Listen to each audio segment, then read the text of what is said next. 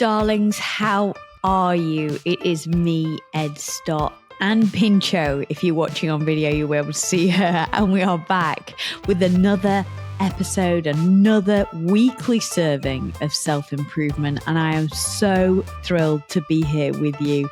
If you are watching on Spotify, welcome. If you are listening elsewhere, if you're watching on YouTube, I am thrilled to have you here. It is so wonderful to see you lovely people. If you are new here, make sure you subscribe and then you never miss an episode. You're going to love this one. I'm sure you'll be back for more. Now today, so many of us are keen to reduce the amount we drink or even cut it out together. But kicking the evening glass of wine or the knockoff beers can be incredibly hard. So what if you could tweak your nutrition to make reducing your drinking easier and boost your health in the process? This is such a cool episode and I know you're going to love it.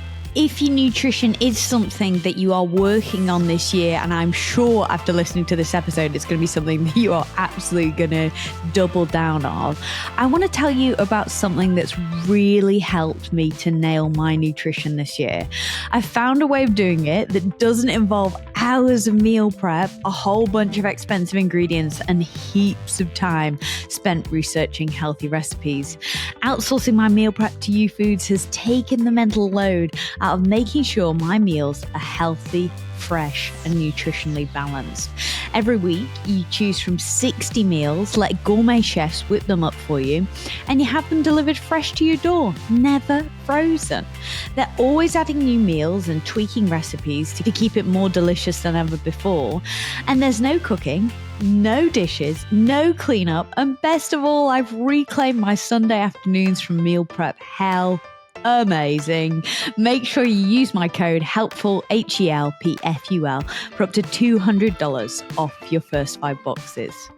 Now, my guest today is Brooke Scheller. She's a clinical nutritionist and the founder of Functional Sobriety and the author of How to Eat to Change the Way You Drink. Tell me about your own journey with alcohol and why you kind of became interested in this particular area of nutrition. Yeah, thank you so much for having me. And I love that introduction because you're so right. The same thing happened to me when I went through my own experience with going alcohol-free, getting sober, that I was like, why aren't we talking about this more? In fact, and I'm a doctor of nutrition, I've got several degrees in nutrition. And while we don't talk a lot about alcohol, one of the things that we do talk about is that we technically consider it a macronutrient. Macronutrients are our proteins, carbs, and fats. And those are the ones that contribute calories. So carbs and protein, for example, contribute 4 calories per gram, while fats contribute 9 calories per gram. Well, alcohol contributes 7 calories per gram. So a lot of times from a scientific standpoint, they look at it as a nutrition topic, right? Mm-hmm. And it's so interesting though, because we almost put it in this separate category.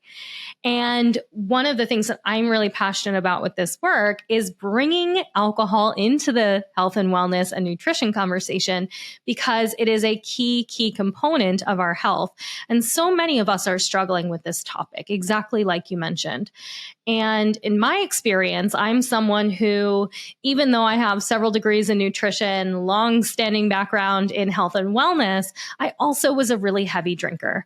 I started drinking as a teenager, scaled that up in my 20s, was finding all the people who wanted to drink like I did, and, the coworkers who wanted to go out after work and drink. And, for those listening, I know that that it's a really difficult thing to kick, because it is so enmeshed in our lifestyles, in our relationships, in our work, in our family, in our friends, all of it, right?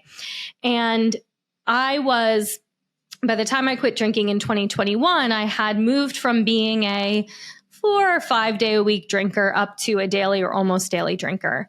And it snowballed for me like it does for so many, and sometimes sneaks up on us. We're going through life trying to, just be social and make friends. And again, in our relationships, and maybe it's an important part of our intimate relationships.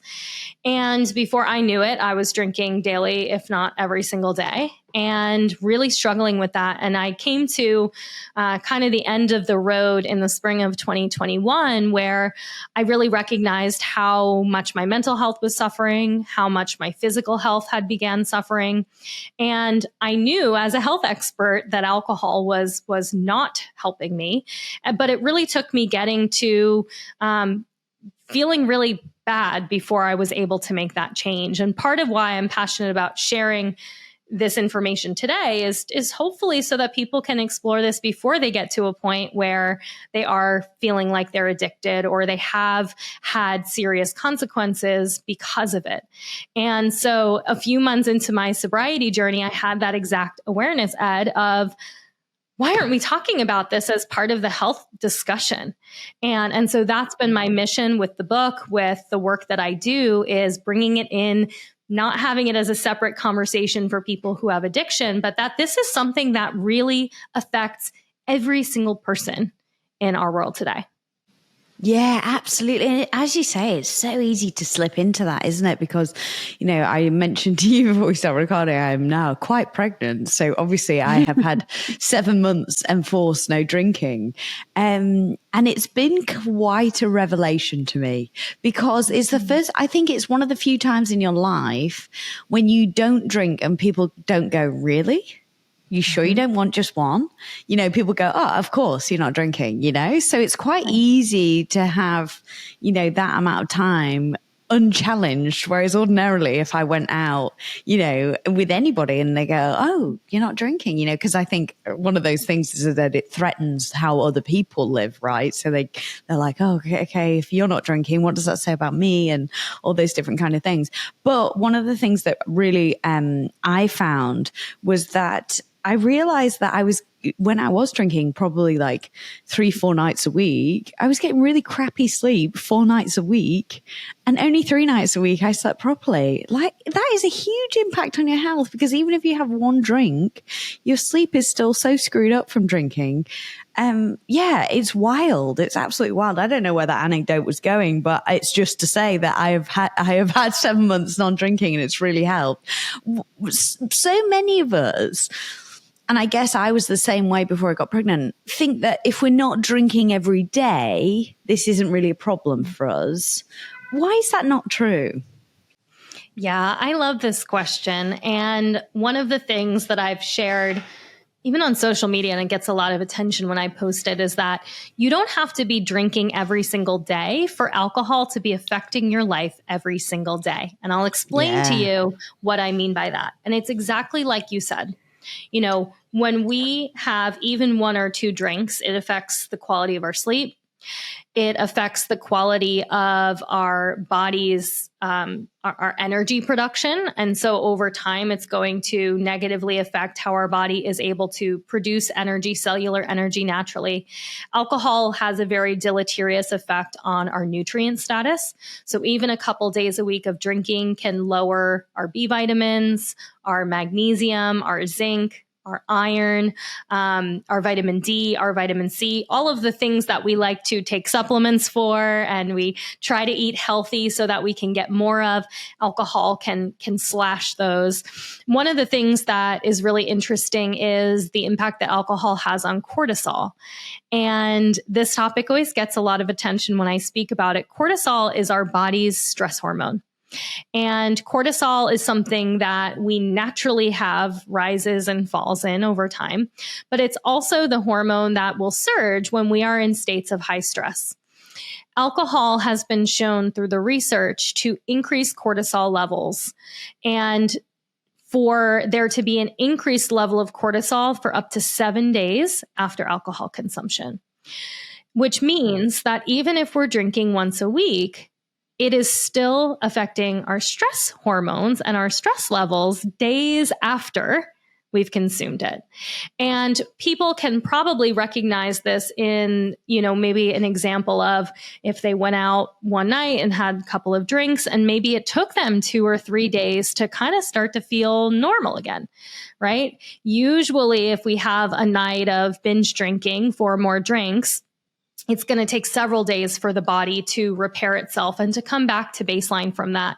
And what's really interesting about one of the particular studies on alcohol and cortisol is they looked at binge drinking and how binge drinking can actually be a predictor of future binge drinking behaviors. That when we have these episodes of multiple drinks in one setting, it's going to actually increase our risk for drinking more in the future. And so these are the things that, like, there's so many areas of health, and from reading the book, and I hope some of the readers will pick up the book and read that, we think alcohol helps stress. How many people who are listening have taken a drink of alcohol to help lower their stress? Really, what's happening is it's making our stress worse. And I don't say that to scare you or to make it like, well, what do I do then to cope with my stress? But it's something important for us to recognize, because I think that even that short-term fix, that kind of initial relief that we get from alcohol is very short. It's about 20 minutes of that boost of GABA, one of our brain's neurotransmitters. But really what follows is this domino effects of negative things that affect the body. And so what it really comes down to is, if we are making choices around our health, are we making them for the short term or for the long term? Absolutely. Yeah, so true. And so in the book, you talk about the impact that alcohol has on our health, and you kind of touched on it there. But there's so many areas that alcohol really affects in our body. Can you talk us through some of the top line ones that we might not be aware of? Yeah. So another big one that people don't know too much about is the gut and the gut microbiome. Yeah. And so, this is one where we all know about the gut. We all know how important it is in not just digestion, but for our mood, for our energy, for our hormone balance, for you name it, and the gut is connected, right? They've named the gut the second brain because the gut actually sends more signals to the brain than the brain sends to the gut, right? So if we think of our brain as the control center of our body and the gut influencing that, then actually the gut is really the true center of things, right? And this gets into like having a gut feeling, right? Even just that simple kind of notion, right? But one thing that we are still really early in discussion, I'm really happy to see more media coverage on this, is the way that alcohol affects the gut microbiome. So the balance of bacteria, good and bad, that live in our digestive system. Everyone has heard of probiotics. Probiotics are kind of the term for the quote unquote good bacteria in the gut. And alcohol decreases probiotic bacteria. It's been shown to decrease bacterial diversity in general, and has also been shown to contribute to overgrowth of more harmful and negative bacteria, the ones that contribute to autoimmune disease and inflammation and other types of dysfunction in the body. And so when we drink, we are effectively changing the balance of these microbes in the gut. And again, this affects everything from mood to energy to all of these different systems of the body. But another really big thing that I like to talk about is the way that alcohol affects the lining of the gut, can contribute to something that we call leaky gut, or basically the breakdown of the lining of the gut. And it's because alcohol is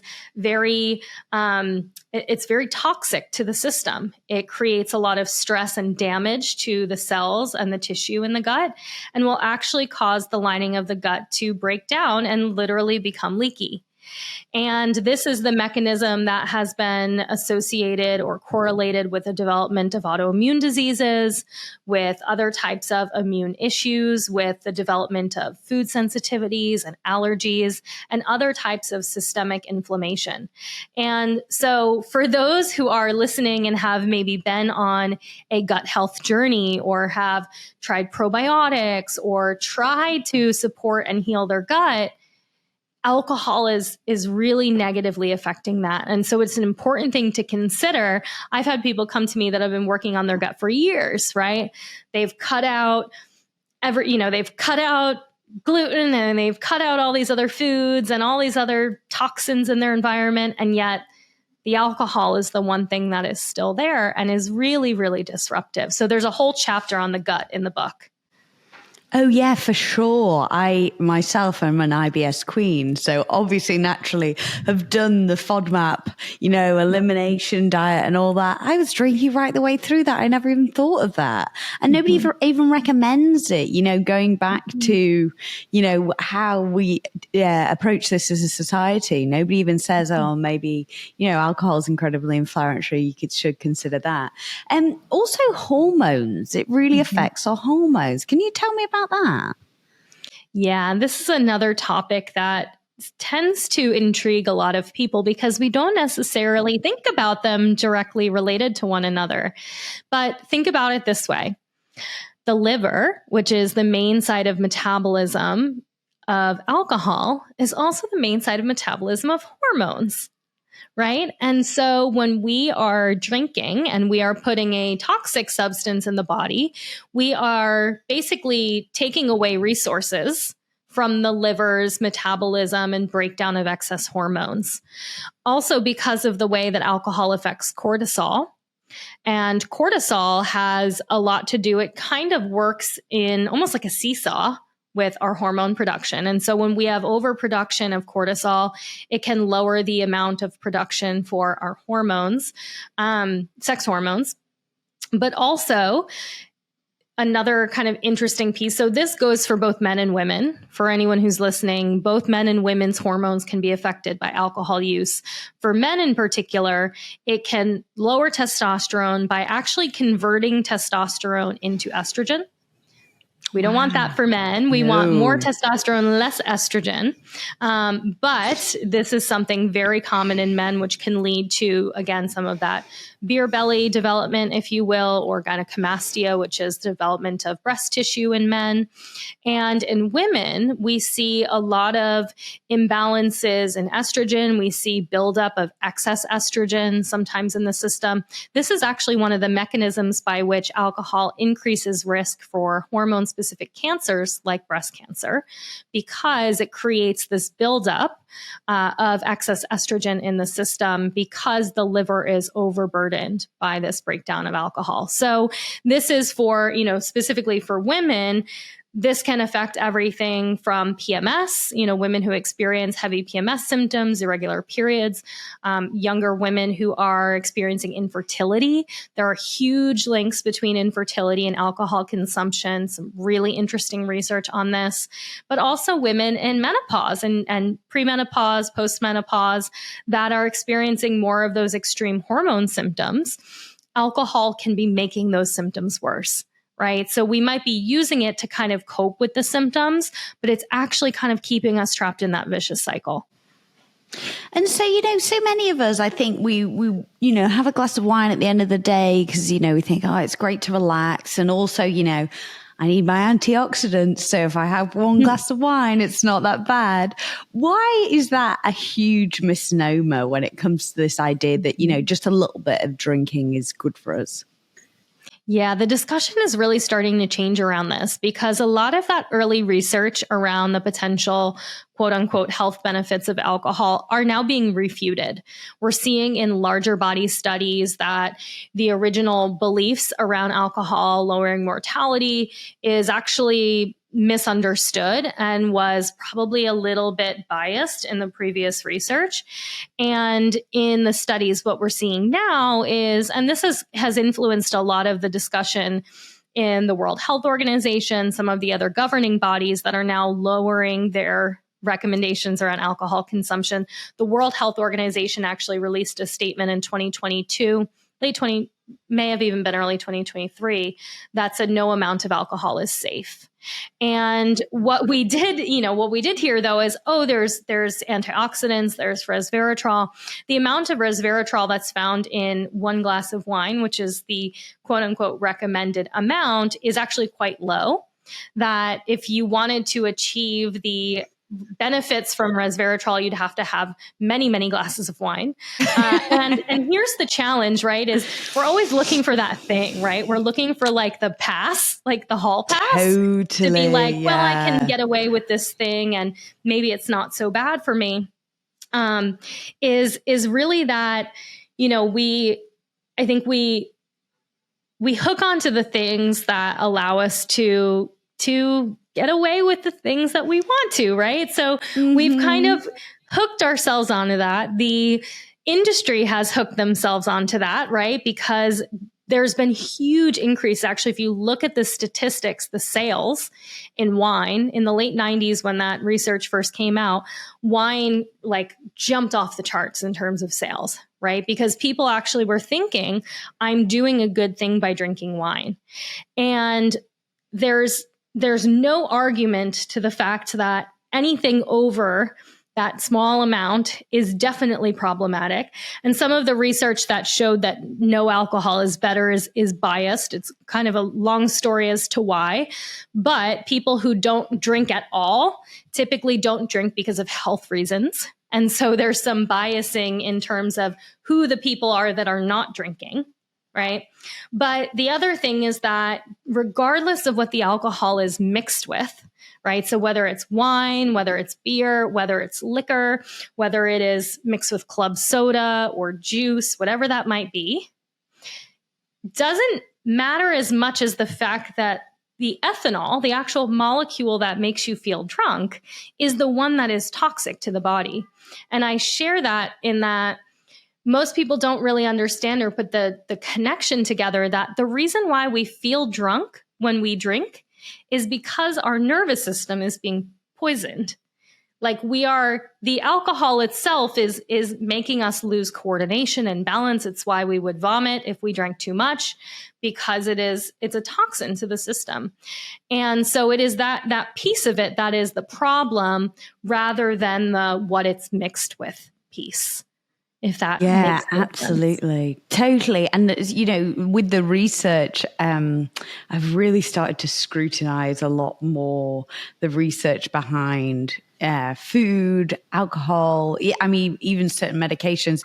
We had Dr. Marianne Nessel on the program, like leading researcher into how food companies research their food and the health effects of their food. And she told us like, wow, I'm going to put the link in the show notes because that episode will blow your mind and change the way you think about certain foods. One of the things she spoke about, which I'm sure is probably quite similar to how some of this alcohol research is done, is that, that research that found that dark chocolate is good for you and has antioxidants, that was funded by Mars, the confectionery company. And it's like, oh, damn, of course. But same thing, right?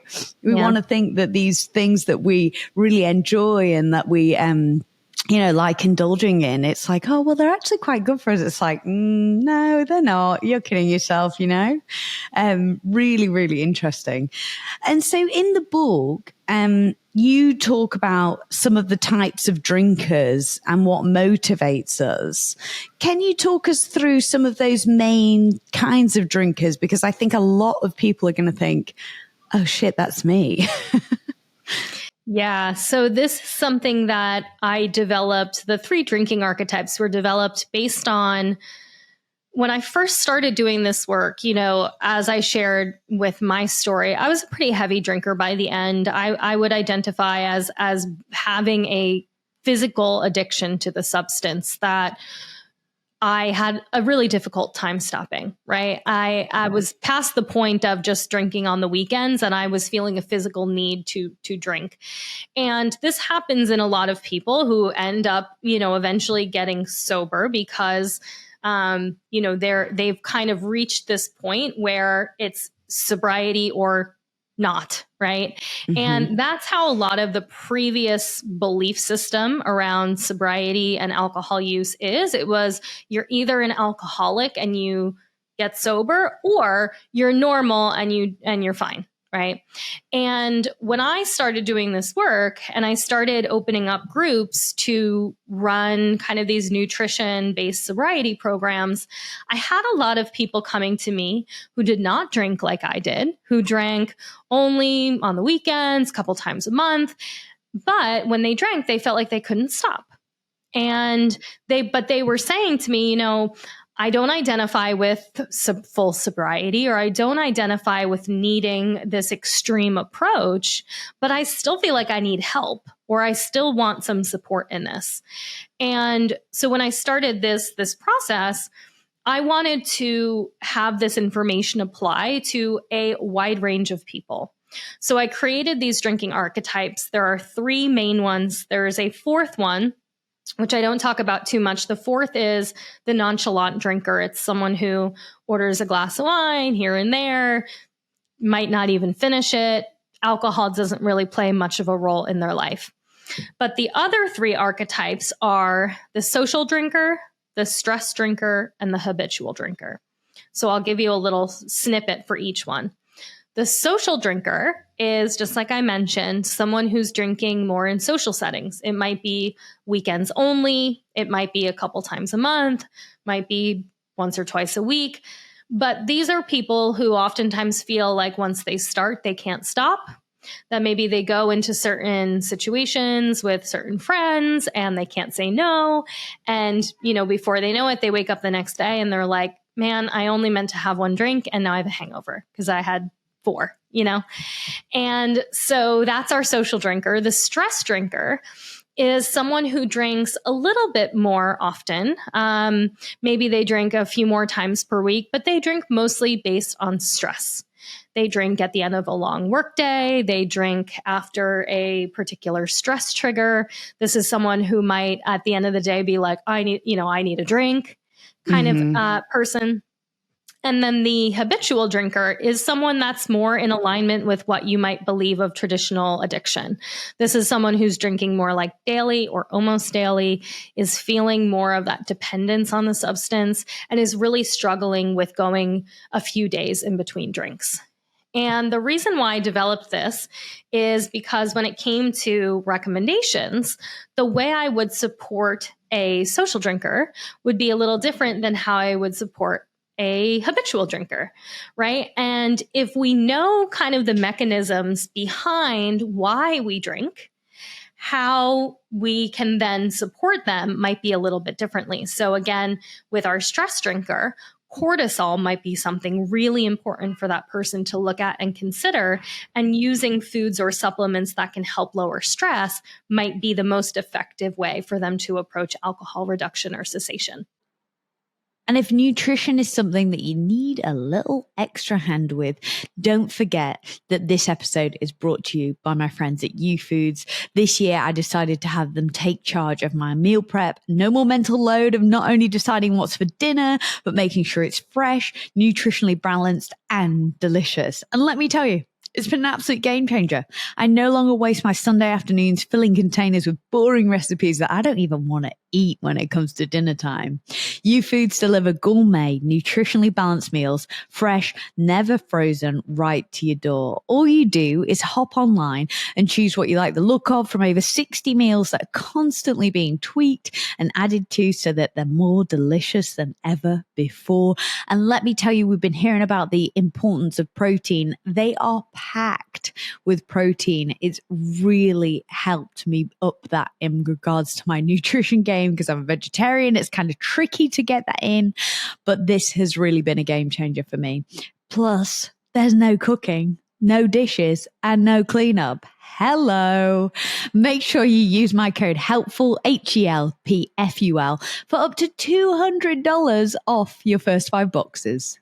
So when we approach alcohol and we're kind of coming at it from this nutrition angle, what are some of the fundamentals that we should be focusing on to best set ourselves up to reduce the amount of alcohol we're drinking or cut it out altogether?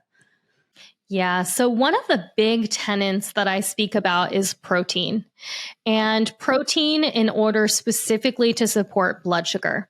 One of the areas of hormones that we didn't talk about are the blood sugar hormones, which is a really big area of focus of my work, and mainly because we can have a lot of control over blood sugar.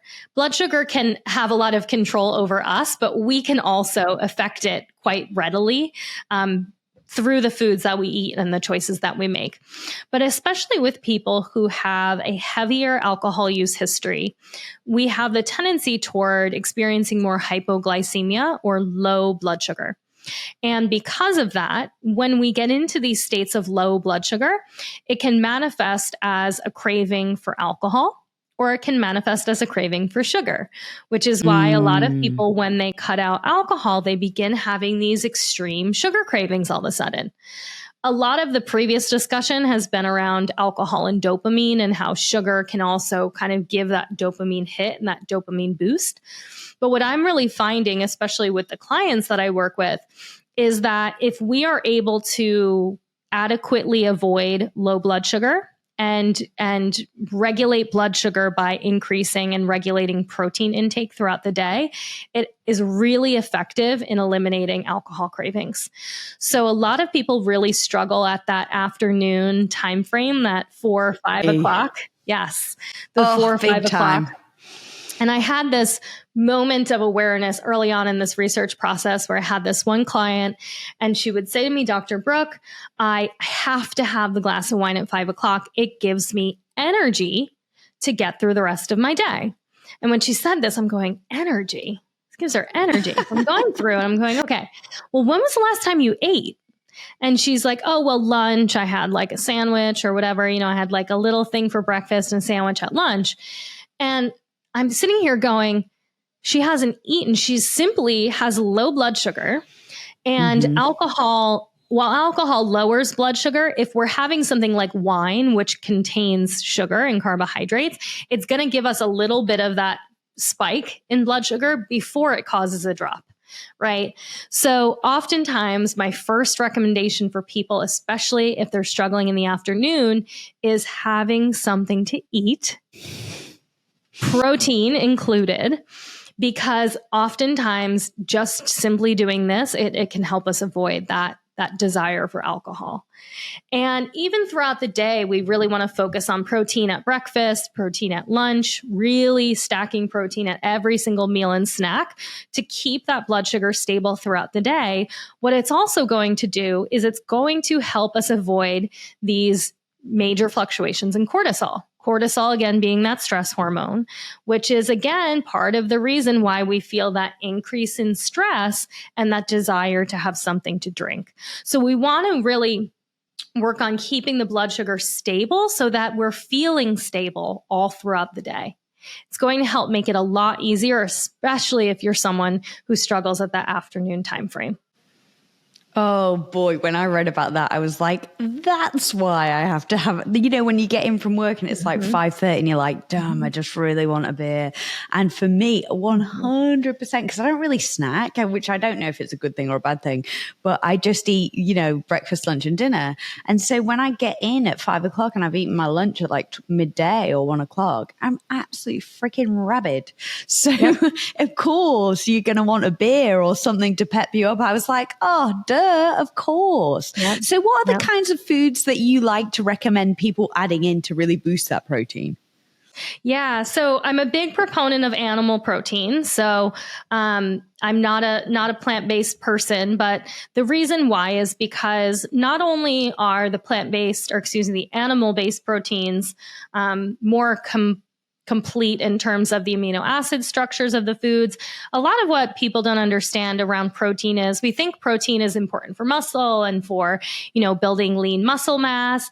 There's a discussion again, like we're talking about it for satiety, but also a lot of people don't know that amino acids, the building blocks of proteins, are also the foundation of our serotonin and our dopamine and our GABA. All of our brain's neurotransmitters need protein.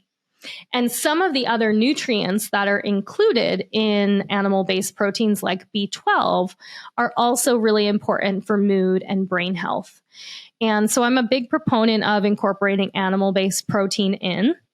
And just posted this about this on Instagram today about different protein snacks, because people do struggle with protein and getting enough protein in. And I usually suggest trying to track your protein intake even for a couple of days just to see how much you're getting. Because I have a woman who assured me she was getting enough protein. And when she actually tracked it, she was getting half of what she thought she was getting, half of what she needed. So I'm a big proponent of adding in a protein shake, especially in the afternoon, because that can be a really quick and easy way to get in some protein. Things like cottage cheese with some fruit, hard-boiled eggs, jerky, even having a little chicken salad with some crackers. Those are all things that can be really, really good for boosting, again, the protein, but getting in a little bit of healthy carbohydrate, fiber-rich carb is great too, because that's also going to help keep that blood sugar stable and help keep you full. And so, when it comes to protein, you really want to aim for a snack to be at least 15 grams and a meal to be at least 25 or more grams. And so a simple tracker can be really helpful in understanding how much is in what, because, for example, one egg has only 6 grams of protein, while, a few ounces of chicken is going to have 35 grams of protein, right? So seeing some of those differences can really help open our eyes. Like an egg is a great source of protein, but you need to have a few of them and not just one or two in order to make some progress with getting the protein in. Yeah, and who wants to be walking around with a pocket full of eggs to snack on? That's not a good look for anyone, is it? Sometimes it's easier if you chop it up as a little bit of like an egg salad and you put it on a lettuce wrap, you could get, instead of eating like a, plain, boring, hard-boiled egg. I'm actually a huge fan of deviled eggs too. And I'm like a huge fan of just like a little afternoon deviled egg tray is, with some little accoutrements and things. Like afternoon snacking can be fun and celebratory in the way that drinking was. One of my biggest recommendations is a cheese plate. Because again, you could put down all these different things and kind of make it fun and exciting. And it's not like a bag of carrot and celery sticks, right? Because no one wants that. Boo. Yeah, no way. What I love about this approach to kind of sobriety, and if you so be curious, is that it focuses way more on the adding in than the taking away, which I think really helps mentally and in terms of mindset. One of the things you touched on when we do reduce drinking is that we kind of replace the drinking with sugary drinks or sugary snacks, which I have definitely found being pregnant is that, if you want like a little treat drink that you would have had in place of alcohol, what's your feelings around that kind of thing? And how can we be mindful of that and kind of work on the amount of sugar that we've actually added in when we're reducing the alcohol we're taking? Yeah, well, that's a great question. And nowadays, especially, there are so many non-alcoholic beverage alternatives. So there's a lot of drinks and things that are, similar and kind of fun, but aren't, containing the alcohol. So there's so many options now, but sugar is one of the big things that you want to watch out for with these, because some of them, these little cans have 20 grams of sugar in them, right? It's basically a soda. And so you want to be really mindful of that, because again, these are going to contribute to those spikes and drops in blood sugar too. Of course. And so, I'm a big fan of, if you are going to use any of those non-alcoholic beverage alternatives, looking for something that's a little bit lower in sugar, 4 grams, 5 grams, being mindful of the fact that some of them are 15 or 20 grams of sugar. So just kind of playing around and see, even similarly, the non-alcoholic wines, for example, a lot of them use sugar to offset the taste of these kind of alternative wines. So they end up being basically like sodas.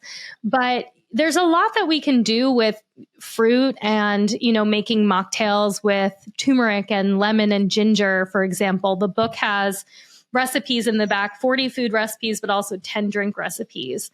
And I really like using things like that are functional foods. So like grapefruit and rosemary, for example, and combining those in with some seltzer and some, fresh garnishes and things can be a really fun way to switch things up. And, I'm also a big proponent of so many people are not drinking water or getting enough water. And so just simply kind of increasing your hydration, because hydration can also cause alcohol cravings too. So these are all things to be mindful of, because they will all play a role in those choices that we make around alcohol. Yeah, clever. I love the sound of that grapefruit mocktail. That sounds delicious. Kombucha is one of the big things I've gotten into recently. Bit lower in the sugar. It's kind of got that beery hit that you kind of crave. I think it's delicious. And so we're adding in the protein, we're focusing on being hydrated, and we're mindful of the sugar. Is there anything else that's like really fundamental in terms of nutrition that's going to help us lower the amount of alcohol we're drinking? Yeah. So, one of the other big areas that I talk about in the book is just functional foods in general that can help to support different parts of the body. So, foods that can boost brain function and boost mood, and even supplements that can help to support these too, because we really overlook how food can be our friend in terms of feeling good, right? Oftentimes, like we were kind of saying, like this additive effect rather than the subtracting of things, that I really believe food can be a great way to refocus our energy at this time and use something positive to focus on as well. But, certain foods that I love to recommend to people who are reducing alcohol, like beets. Beets are really, really good for the liver. They're really good for the brain. They help with blood flow to the brain, so improving energy and cognition and focus. And there's a really great beet chocolate cherry smoothie recipe for breakfast. It is the one to have. If nothing else that you get the book for the beet chocolate cherry smoothie. But others like cruciferous vegetables, for example, that help with the liver, balancing hormones, supporting digestion and the health of the gut microbiome. All of these foods can really help boost mood, help boost energy, help balance cortisol, help to support all these kind of root areas that are contributing to the reasons why we might drink. And so it's really important, again, for us to consider when we are cutting alcohol out, not just substituting it with sugar or carbs or kind of the quick foods or quick indulgences, that those can make it harder for us to stay sober long term or to keep alcohol out long term, because they're going to continue to cause these blood sugar fluctuations. Whereas, something like beets that can help with mood and energy and cognition, that can be the difference between I feel good today or I feel crappy after work and need a drink. So these are really, really important factors, and food can really be your friend in this part of the puzzle, especially some of the functional foods. Yeah, I love this. And it makes so much sense, but I've never heard any of this before. Before I read about the book, I never even thought about it. It was just like, just stop drinking. It's not good for you, or just reduce the amount of drinking that you do because you're going to feel so much better. And I guess that's one of the other things is that people do, right? They stop drinking, but then they kind of replace it with loads of sugar, or again, as you say, they're riding that blood sugar wave and they're like, well, I've stopped drinking and I really don't feel any different. I still feel pretty crappy. So, what's the point? If we are managing this properly, and we're kind of adding in our foods, and really enjoying being creative with the things that we're adding in and not focusing on the alcohol that we're ditching, how long do you think it should take before we start to feel some of the benefits of this? Yeah, that's a great question. And for some people, it's quick. Some people feel good very fast after reducing or eliminating alcohol. Some people don't feel as good as fast. And I say this because if you have tried to cut back or quit, and exactly like you said, Ed, you are like, well, what's the point even? I might as well just drink. don't do that, because there's usually something else that always signals to me that there's something else off balance. And this is where nutrition and functional sobriety, this approach, can really step in and help. Because, for example, we'll use mood and anxiety, for example. So if someone is experiencing low mood, tending toward depression, experiencing anxiety, and that is the reason why they drink, right? They go to the alcohol because they need help kind of taking the edge off. They need that little boost. When we take it away, usually sometimes people feel a little bit worse before I won't say usually. Sometimes people feel a little bit worse before they feel better. And part of the reason is the body takes a little bit of time to come back into equilibrium. Especially if we're drinking more heavily, we've really depleted out a lot of the key nutrients. We've depleted out a lot of these important neurotransmitters. And it takes time for the body to repair these systems. But again, something like mood and anxiety can be really readily supported by repairing B vitamin status, by bringing in, a lot of times I talk a lot about supplements in the book, but I'll use supplements like L-theanine, for example. It's an amino acid, which can really help with combating anxiety. I have clients who've stayed alcohol-free an entire year plus just by using these tools when they're experiencing anxiety rather than going to the drink. And so if you have stopped or taken some time off and you're like, I'm not feeling better, there's something else missing from the puzzle. And I will guarantee you that using nutrients and supplements and foods can be that thing that helps kind of get you to the next level with it. Yeah, brilliant. And are there any other supplements that you would recommend, if we are feeling potentially like there is something missing, or we just want to give ourselves the best chance of reducing alcohol, or any other supplements you would recommend us taking? Yeah, so I have a whole section on supplements in the book, because I'm a huge proponent of supplements and believe that they can do really wonderful things. And some of the amino acids, like I mentioned, L-theanine is really great. My company, Functional Sobriety, has supplement packs that we put together specifically for people coming off alcohol, only available in the US, depending on where you're listening from. But they are still including supplements that you can get anywhere. Other ones that I really like are L-glutamine. L-glutamine can be great for helping with cravings. NAC, N-acetylcysteine, can help with cravings, but also enhancing liver function. I talk a ton about supplements in the book. So if this is a topic that you're interested in, definitely head there, because it's going to give you a lot more information about the specifics of each and why you might use them. Yeah, great. And if people only take one thing away from our conversation, what's the big thing you want them to take? Oh my gosh, just one thing? You can have two if you want, but only because I really two. like you, Dr. Brooke. There's two big things, and thank you. There's two big things that I want people to take away. One is that if you're listening to this and you recognize that alcohol is maybe having some negative effects on your health or on your lifestyle, just follow that little bit of gut intuition. If you're feeling a little bit of an inspiration of like, maybe I should take some time off, follow that.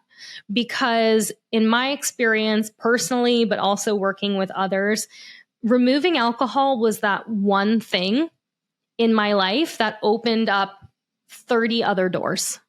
It was the one thing that was kind of getting in the way of all these other things, right? When I eliminated alcohol, I started achieving all of these goals that I had for years. I wrote a book. I started a business. I ran a half marathon. I unlocked all these things that I had been trying so hard to get. And I really believe that is possible for everyone. And I know that alcohol is holding back so many people. And so if you're listening and you feel that like, follow that and just start exploring, read some books, get How to Eat to Change How You Drink, follow some sober people on Instagram, and just start exploring that path and see what comes of it. But my specific nutrition recommendation and takeaway is the protein piece. So especially if you're experiencing the cravings and having trouble saying no at that 5 p.m. time of day. Yes, I love it. This is absolutely wonderful and so incredibly useful. Thank you so much, Brooke. I really appreciate you sparing me the time. Thank you. So thrilled to be here. And I hope that someone takes away something that helps influence them in a positive way today. My guest today was Brooke Scheller. She's a clinical nutritionist, the founder of Functional Sobriety, and the author of How to Eat to Change the Way You Drink. This episode was, of course, brought to you by my dear friends at Youfoodz. If you want to try them out, I'm telling you, it is a game changer when it comes to meal prep. Get those Sundays back under your control. Make sure you use my code HELPFUL, HELPFUL, for up to $200 off your first 5 boxes. And of course, you can find links to Brooke's book and her on social media and her website, so you can check out more of her work there too. If you've enjoyed this episode, if you're enjoying the series, little Pincho and I, you can see us on Spotify or on YouTube if you're watching on the video. She's my little rescue puppy. She's very, very sweet, and if you're not watching us on the video, you can see her. She's on a little grey rug sat behind me, perfectly staged, it looks like. But trust me, I couldn't get her to do this with all the treats in the world. And she's a little mini foxy crossed you out and is currently the absolute love of my life. You can see her if you want to check us out on YouTube or Spotify. If you are enjoying this episode, if you have enjoyed this episode, and if you're enjoying the podcast so far, do me a favor, leave me a review wherever you're listening. It genuinely helps other people to find our little self-improvement community. And I just really love reading them. It's just me, Pinchy, and the microphone here. So unless you leave me a review, I genuinely don't really know how you're enjoying these episodes. So please, if you are enjoying it, leave me a review wherever you're listening. I would so appreciate it, and Pinchy would too. She says yes. I'm Ed Stott. Until next time, I sincerely hope that's helpful.